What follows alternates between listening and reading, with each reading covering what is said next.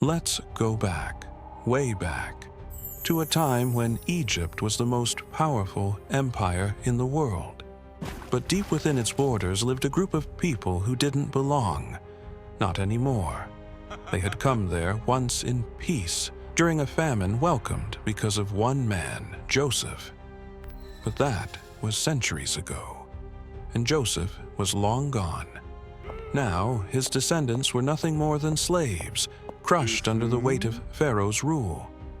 But that was about to change, because God hadn't forgotten his people, and he was about to move in a way Egypt would never forget. From Canaan to captivity. It started with Jacob, also known as Israel. He and his sons had fled to Egypt to escape a severe famine. At the time, Joseph, one of Jacob's youngest sons, had become a powerful leader in Egypt, second only to Pharaoh himself. Joseph had saved Egypt from disaster with wisdom God had given him, and because of that, Pharaoh welcomed his whole family. They settled in the land of Goshen, and there they grew, they multiplied, and they stayed. But as the years passed, a new Pharaoh rose to power, a king who didn't remember Joseph or what he had done. And suddenly, the Israelites were no longer guests. They were a threat. Pharaoh feared they were becoming too numerous, too strong. So he enslaved them. Brick by brick, they built his cities. Whip by whip, they were broken down. And yet, the more they were oppressed, the more they multiplied. So Pharaoh took it further. He ordered that every Hebrew baby boy be thrown into the Nile. It was genocide, pure and simple. But God had a plan, the birth of a deliverer. In the midst of this terror, a Levite woman gave birth to a baby boy. She hid him for 3 months, and when she couldn't hide him anymore, she placed him in a basket and set him afloat on the Nile. It seemed like a desperate move, but the current carried the child to Pharaoh's own daughter. She found him, took pity on him, and raised him as her own. His name was Moses. He grew up in Pharaoh's palace, but he never forgot who he really was. One day, Moses saw an Egyptian beating a Hebrew slave. In a fit of anger, he killed the Egyptian and buried him in the sand. But when the news got out, Moses ran, far away, into the desert of Midian. There, he started over, became a shepherd, got married, had kids, and for 40 years, Egypt faded into the background. But God hadn't forgotten. Not Egypt, not his people, not Moses. The call at the burning bush. One day, while Moses was tending his sheep near Mount Horeb, he saw something strange. A bush on fire, but it wasn't burning up. He went closer, and from the flames, God spoke. "Moses, take off your sandals. You're standing on holy ground." God told him he had seen the suffering of his people, heard their cries, and now he was going to act. "Moses, I'm sending you to Pharaoh. You will bring my people out of Egypt."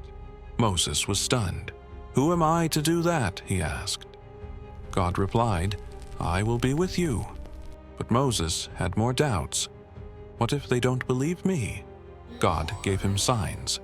A staff that turned into a snake, a hand that became leprous and was healed, water that turned into blood. Still, Moses hesitated. "I'm not a good speaker." So God said, "Your brother Aaron will speak for you. Now go." And just like that, the shepherd returned to confront the king. Moses confronts Pharaoh. Moses and Aaron stood before Pharaoh, the man who had enslaved an entire nation. And Moses said the words that would echo through history, "Let my people go." But Pharaoh wasn't moved. "Who is the Lord that I should obey him?" he scoffed. "I do not know the Lord, and I will not let Israel go." Instead of relenting, Pharaoh made life harder for the Israelites. He ordered them to make bricks without straw, without reducing their daily quota. The people turned against Moses. Even he began to doubt. But God told him, "Now you will see what I will do to Pharaoh. I will stretch out my hand with mighty acts of judgment." And so began a series of events that would shake Egypt to its core.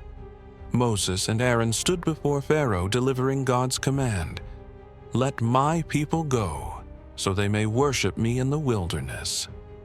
Pharaoh scoffed, "Who is this Lord that I should obey him? I do not know him, and I will not let Israel go." Instead, he made their labor worse. No more straw for bricks, but the same quota. The Israelites turned on Moses. "You've made us a stench to Pharaoh." But God reassured Moses, "Now you will see what I will do." The throne room of Pharaoh hummed with uneasy silence. The air smelled of incense and sweat, the nervous perspiration of courtiers who knew something momentous was about to happen. Moses and Aaron stood before the golden throne, the rough shepherd's staffs looking absurdly out of place in this palace of polished marble. Pharaoh smirked, nodding to his priests. These Hebrew slaves claim their God speaks through them. Let us see this power. From the shadows emerged Jan and Jambres, the royal sorcerers, men who had spent lifetimes mastering the secret arts of Egypt. Their fingers glittered with enchanted rings, their robes whispered with woven spells. They bowed mockingly to Moses. Aaron stepped forward, his staff trembling slightly in his grip. Then, with a thunderous crack, he hurled it to the floor. The court gasped. The wooden staff twisted, hissed, and erupted into a thick, thrashing cobra, its hood flared, venom dripping onto the tiles. Women screamed, guards reached for their swords, but Pharaoh only laughed. "Is this all your God can do?" He snapped his fingers. Jannes and Jambres stepped up murmuring incantations. They too threw down their rods, and before the horrified eyes of the Israelites, 3 more serpents slithered across the floor. The magicians grinned. Moses' miracle had been matched, until Aaron's serpent lunged. One by one, it devoured the magician's snakes, its jaws unhinging impossibly wide. The crunch of bones echoed off the walls. Then, just as suddenly, it stiffened and became wood again. Aaron picked up the staff, whole and unmarked. The magicians' faces went pale. Their magic had been consumed. Pharaoh's smile vanished. His knuckles whitened on the armrests of his throne. This is but trickery," he spat. But his voice lacked conviction. And in that moment, every soul in the room understood. This was no contest between men. This was God challenging gods, and the battle for a nation's freedom had just begun. The throne room was thick with silence after the serpent's feast. Pharaoh's face, moments ago twisted in shock, hardened like drying clay. He straightened his jeweled collar and waved a dismissive hand. "Enough of these peasant tricks," he sneered. "You waste my time with snake games while Egypt's monuments rise on Hebrew backs. Guards, escort these shepherds back to their mud pits." Moses didn't flinch. As the royal guards moved forward, he locked eyes with Pharaoh one last time. "You mistake power for pride," he said quietly. "Tomorrow, the Nile itself will cry out against you." The night before disaster. That evening, the magicians Jannes and Jambres lurked outside Pharaoh's chambers. Their usual arrogance was frayed. "The Hebrew serpent," Jannes muttered. "It didn't just mimic our magic, it consumed it." Pharaoh drained his wine. "You fear an old man's stick?" "We fear what commands the stick," Jambres countered. "The gods are whispering, Majesty. The river's scent has turned foul these past nights. Even the scarab beetles flee the temples. "Enough!" Pharaoh hurled his cup against the wall. No slave's God humbles Egypt. If Moses wants a war of wonders, let his Yahweh face Amon-Ra at dawn, the 10 plagues of Egypt. Moses stood before Pharaoh at the royal court, his voice echoing in the gilded hall. The Lord says, "By this you will know I am God. The Nile will turn to blood." Pharaoh scoffed, swirling wine in his cup. "Your empty threats bore me." At the riverbank, Aaron raised his staff and struck. The water hissed. A gasp rose from the crowd as the Nile curdled into scarlet sludge. Fish belly up, reeking of rust and death. Egyptian priests chanted over side canals, but even their sacred waters darkened. 7 days later, Pharaoh sat in his blood-spattered robes, still refusing. The Nile turned to blood. Fish died. The river stank. But Pharaoh's heart was hard. Frogs invaded every corner of the land, beds, ovens, kitchens.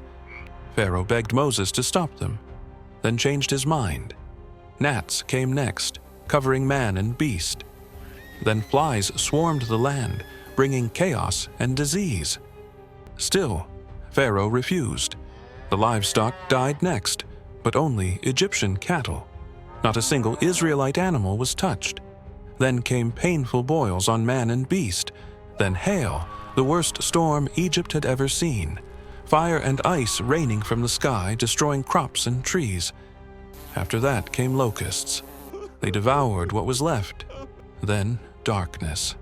Thick, suffocating darkness for 3 days. No one moved, no one worked. But still, Pharaoh refused. Finally, God said there would be one last plague, the most devastating of all, the first Passover. God warned Moses that the angel of death would pass through Egypt, striking down every firstborn of people and animals. But there was a way to be spared. Each Israelite family was to sacrifice a lamb. They were to put its blood on the doorposts of their homes. That night, the Lord would pass through Egypt. But when he saw the blood, he would pass over that house. And so the people obeyed. At midnight, the Lord struck down every firstborn in Egypt, from Pharaoh's own son to the lowest prisoner, even to the livestock. And a great cry went up in Egypt, like nothing before or since. Pharaoh finally broke. "Go," he told Moses, "leave my people. Take your flocks, your herds, go, and bless me also." Plundering Egypt and the Exodus, the Israelites didn't just leave. They left with silver, gold, and clothing, gifts from the Egyptians who were eager to see them go. After 430 years in Egypt, God's people walked out. Free, a nation of slaves, now a people with purpose, God led them not by the shortest route, but by the desert toward the Red Sea. He went before them in a pillar of cloud by day and a pillar of fire by night. But Pharaoh's heart hardened again. He gathered his army, 600 chariots and his best soldiers, and chased after them. The Israelites were trapped. Ahead, the Red Sea. Behind, Pharaoh's army. They panicked, cried out. But Moses said, "Do not be afraid. Stand firm. You will see the deliverance the Lord will bring you today, the Red Sea crossing." Then the Lord told Moses to stretch out his hand over the sea, and the waters parted. A wall of water rose on the left and the right. Dry ground appeared in the middle. The Israelites walked through. All night long they crossed in safety. Pharaoh's army followed.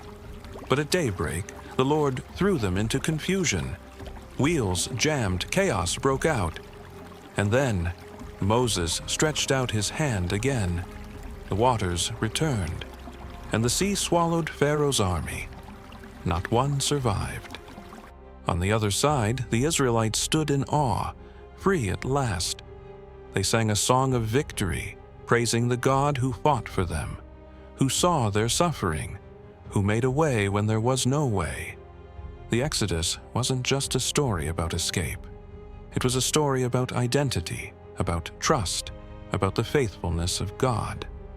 The Israelites left Egypt as slaves, but walked into the wilderness as a chosen people, and the same God who led them out was just getting started. Because deliverance is only the beginning of the journey. And sometimes the path to freedom goes straight through the sea. So when you face your own Red Sea, when the enemy chases you, when the road seems impossible, remember, the same God who split the sea is with you.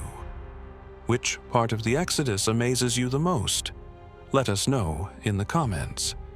Don't forget to like, subscribe, and join us next time.